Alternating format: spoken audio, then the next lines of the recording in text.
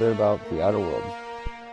Um, there's a lot of people that I've actually talked to that are always kind of curious about what the game of the Outer Worlds is all about. The Outer Worlds is an RPG game based off of quite a few different games that Obsidian has created, which was Fallout New Vegas and Fallout 3. And after their time separating from Sony, they decided that they wanted to build this game. And the Outer Worlds, you basically create your character, and while you are setting your character up, you can do different customizations to said character. Like, you can set your character up to basically, like any RPG, you can set them up to be a brawler, smart, intelligent, perceptive, charismatic, basically however you feel about playing your character. If you're into fighting with hand-to-hand, go more strength. If you're more of a guns person, a little bit of strength, perception. You know, just however you like to play is how you should set it up. There is a lot behind the game that you don't notice. Like, every action you do can have a consequence or reaction to other people. And one of the things that most people try to do on their game is set their character up to have what they would be, how do I put this? Like, their persona. If you feel like you're gonna be this really powerful marauder, then you're gonna want to just set yourself up to be very strong, athletic, and not have a care in the world about other people. Whereas in some people, like, they're gonna follow the law, they're gonna do whatever makes them be better in everybody else's eyes. And when it comes to your attributes, like I said, if you're wanting to be a melee fighter, your best bet would be your strength right there. And like it says, the skills that it affects the most would be one-handed melee, two-handed melee, heavy weapons, block, inspiration, and intimidate. Like I said, with your guns and stuff like that, dexterity helps with handguns. Your dodge, your block, sneak, lockpick. But each one of these attributes is something that you need to set for how to base your character on the way you want to play. And each and every person is always going to choose the things that they best feel are going to describe their character. 9 out of 10, when I'm playing this, or a game that's an RPG, I will choose whether it be a brawler, where I can do my melee, or I'll actually do long-range heavy weapons, which I do in some of my other videos. I love the light machine gun and the assault rifle in this game. They become very, very powerful. But always remember to try to, like, put some personality into your character where you can talk your way out of trouble. whether it's a fight that you don't want to deal with, or like you're just being a criminal and taking everything.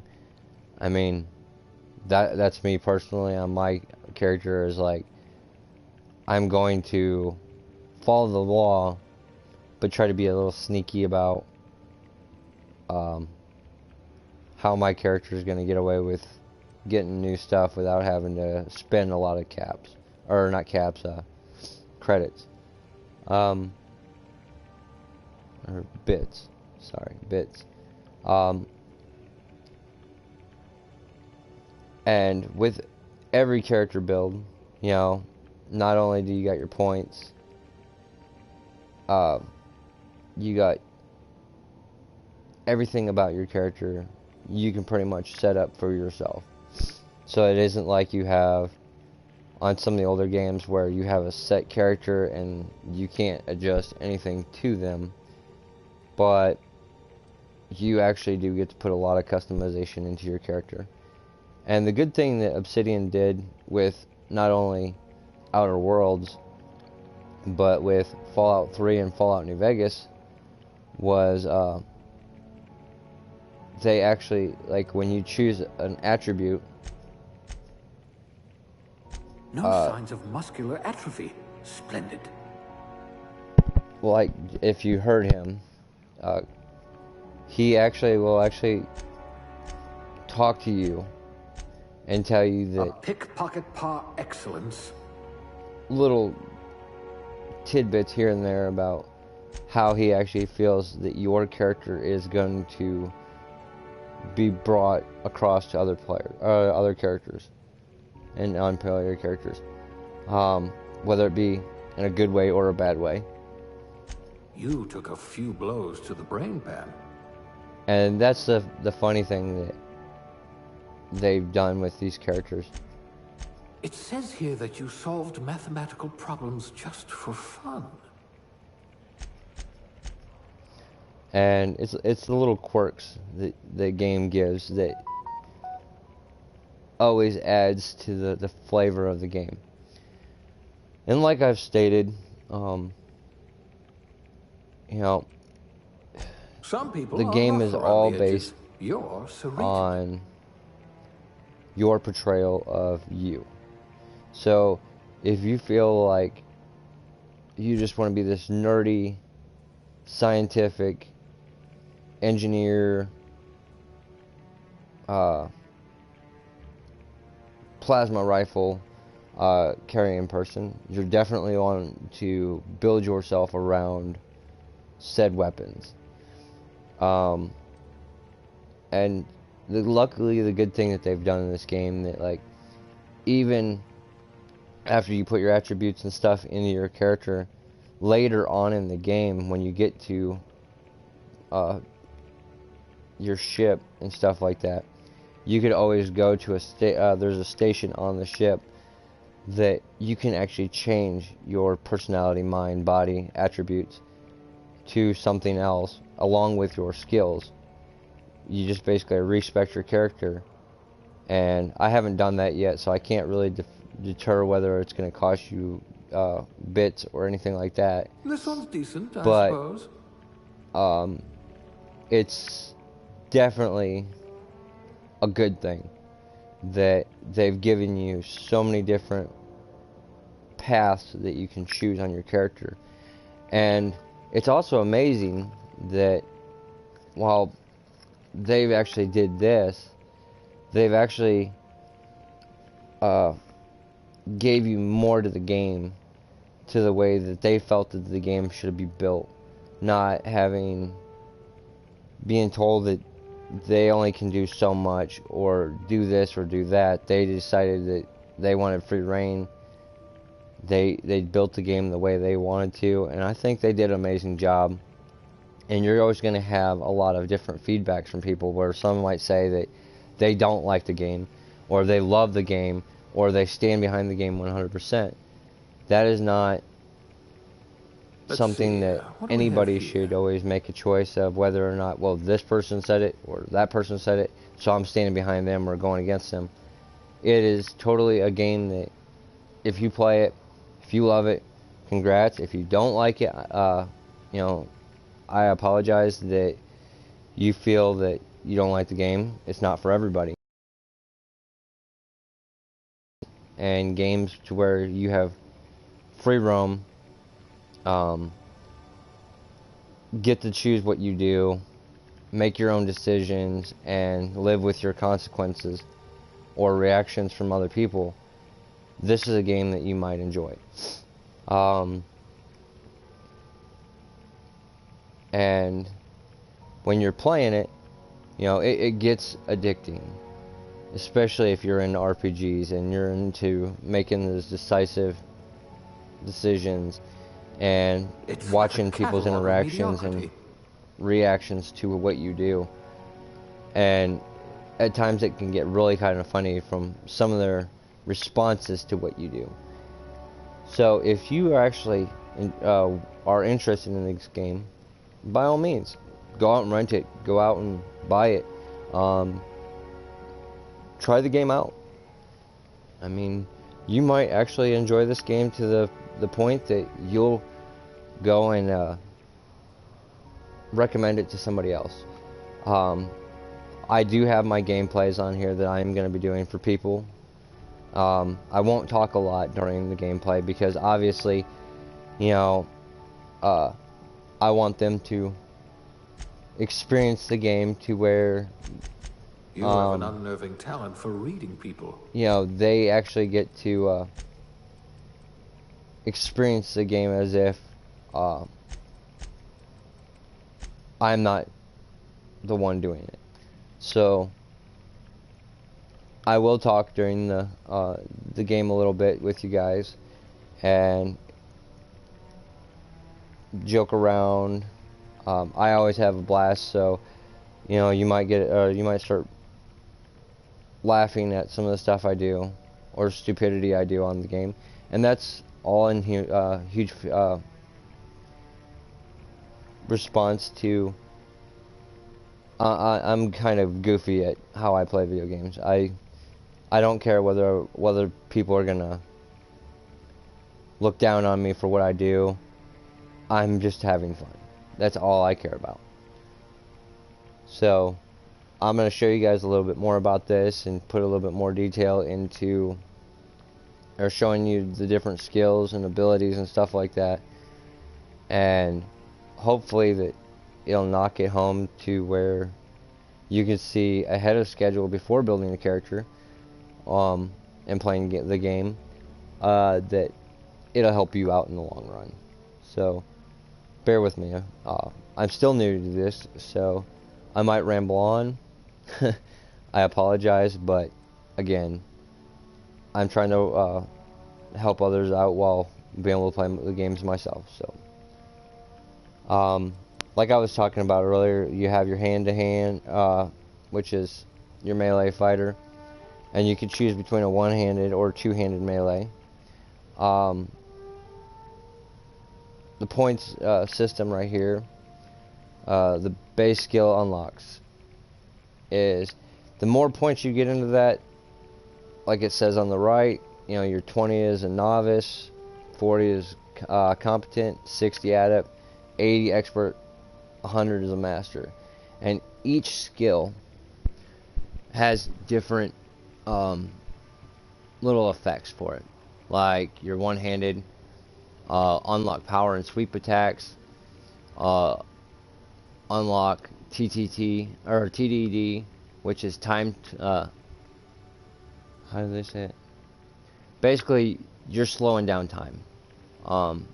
Temporal time displacement, I believe is. Don't quote me on that. But that's what the TDD stands for. And basically, what it does is it helps you find weaknesses in your enemy's body. So like say you are fighting another human and he's wearing a helmet but yet his arms are showing, so it would actually say that, you know, weakness, and like clicking around on the person's body will actually show you that he has a weakness there. It's like fire damage or acid or electrical, ice, whatever, it helps. One-handed melee weapon reach definitely is a good thing to have on your character, especially if you know, you're melee, you don't have that far of a distance that you can cover, but luckily with the adept it gives you a little bit more boost. One-handed melee weapon TDD drain is your temporal time displacement drains so much slower, whereas without that ability or perk, it literally in the blink of an eye can drain just from running or swinging your weapon. So that's definitely something you might want to look into. Power and sweep attack chance to stun plus 25. I mean, with that stun ability, that definitely gives you more of an advantage against the enemy, because obviously you're able to stop them from attacking. And like I said, each one of these skills has different little attributes and stuff that they'll do. And if you look over into the tab on the right, you can see what each one does.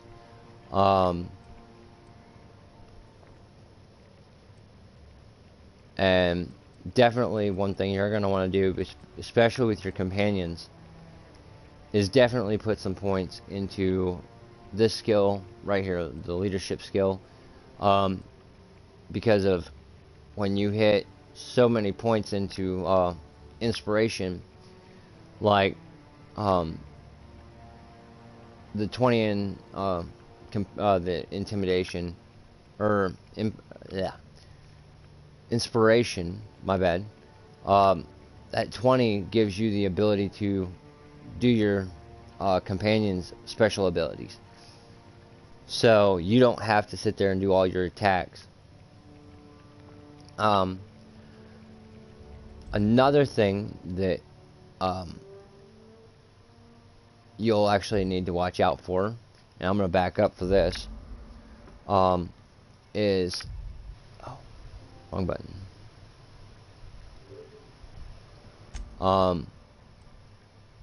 In your difficulty, be careful what you do. Like, if you're still new to RPG like this, definitely choose story. But at any time during the game, you can change your level or difficulty level.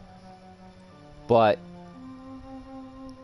be careful if you're new to this game. Do not start with Supernova, because of there's a lot of flaws and drawbacks from doing Supernova. Like it states, Supernova mode is the hardest difficulty and can only be selected at the start of the game, and is recommended for advanced players.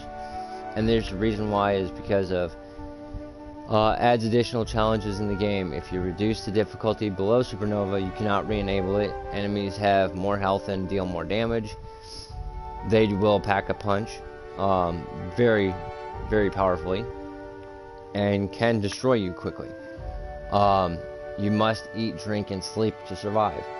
I do enjoy that in a game at times, but first playthrough I kind of like to, on any game, is I like to go the easier route or normal route, because of the fact is I want to get a feel of the game before I go and like just jump straight in to the most advanced gameplay. That way you can see the quirks and see flaws, stuff like that. Companions can die permanently, like in hard, normal, and story. Your companions, if they get hurt, they'll fall on the ground, but if you kill all the enemies in the area, they will respawn, repop. They'll get right back off the ground and they'll fight with you again. Their health will regen, and that's always a good thing, because they're there to help you. But like I said, in Supernova, it states right here, companions die permanently. You lose that companion, and then once you lose every companion you have, that's it. So you're basically a lone wolf for the rest of the game. Some people do enjoy that, but it just makes the game a lot more difficult, especially with each companion has different perks and abilities that they can give.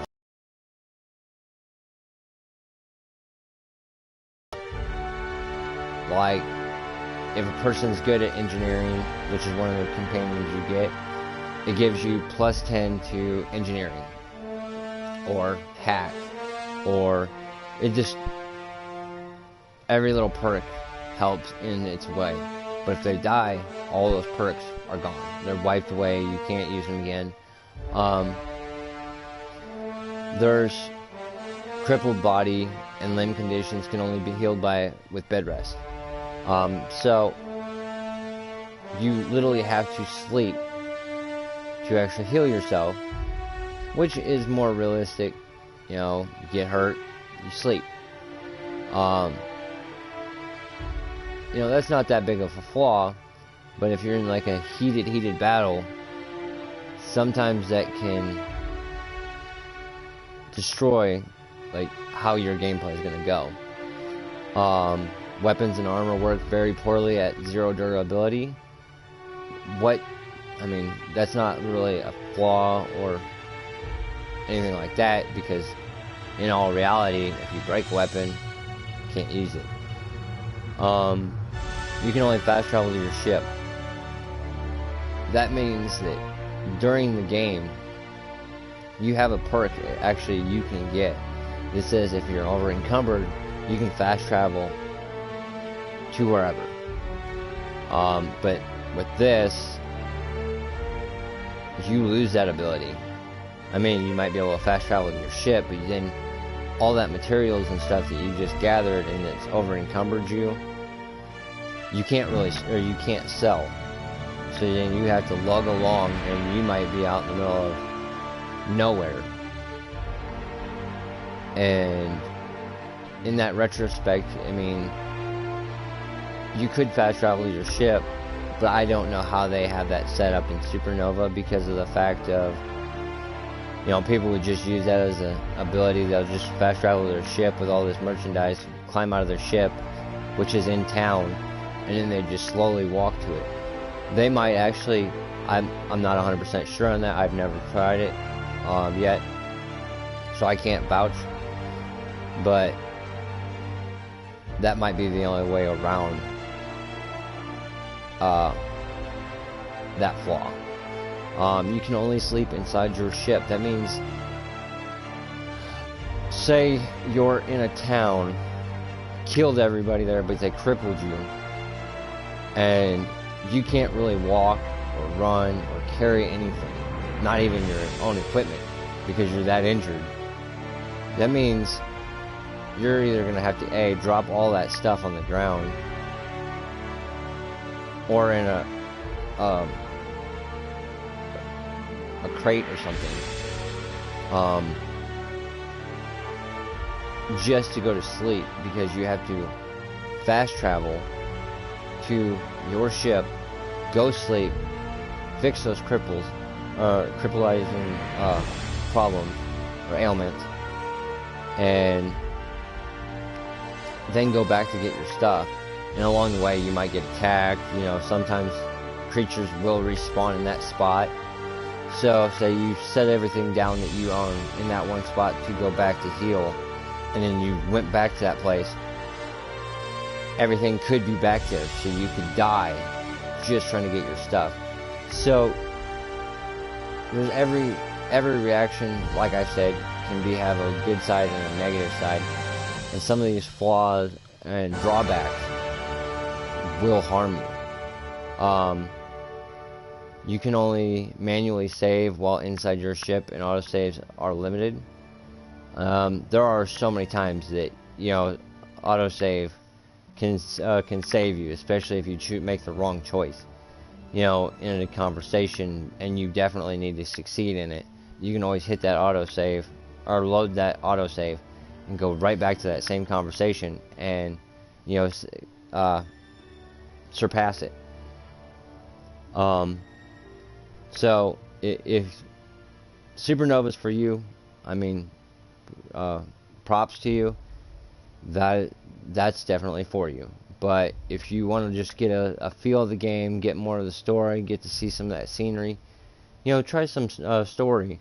If you want a little bit of a fight along the way, a little bit of resistance, go normal. If you want somebody to like give you that challenge, definitely do hard. But again, Supernova, not for everybody. The drawbacks can harm you, so definitely think about which way you want to go on your difficulty. And like I said, anytime during the game you can set your difficulty, but if you're definitely playing Supernova, you can't go back to it. So once you leave Supernova, that's it, that's done, kaput. But just have fun with the game. Honestly, I believe that any time in this game that you've invested can be worth it. Everything comes with is for a penny for a pound, or in for a penny, out for a pound. And you are what's going to make the game fun, enjoyable, because of the fact that I lost my train of thought there for a second. You have to play it as if you are the character. You don't want to just throw it together and say, yep, this is me, go into the game and go, gosh, I feel bad that I actually created this character now. Put some actual deep thought into how you play your character.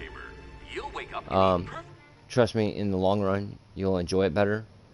I'm just going to click some stats right here real quick and throw me into where I can show you more about your character. You'll need all your wits to save your fellow colonists.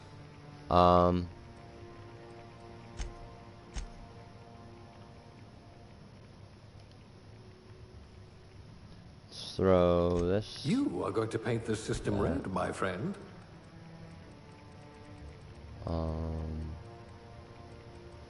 Little stealth. Oh. Let's go to this instead. Stealth. Things tend to vanish off tables whenever you're around. Aptitude. You get to make these little choices of where you came from before you were frozen, and each one has pluses and percents that they help you with your character build. So just looking closely into that to determine like how you want to build your character.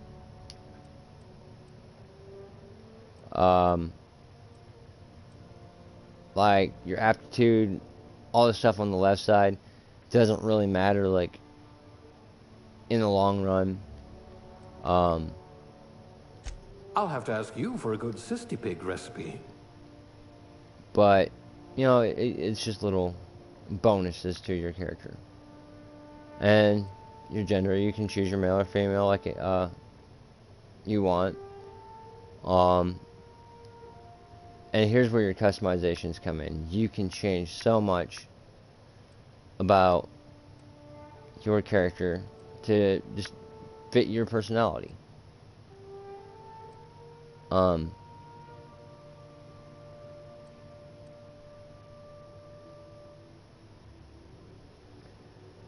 So there's always things like that to look into, enjoy. I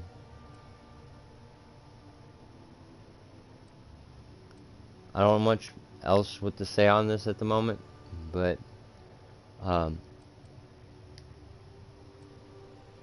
I hope this in some way helps you to decide what you want to do with your game. So, but until the next time, guys, leave a comment, like if you like it, drop a like, and please by all means, subscribe if you want to.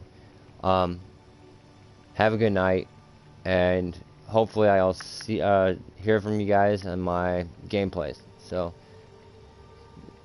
take care.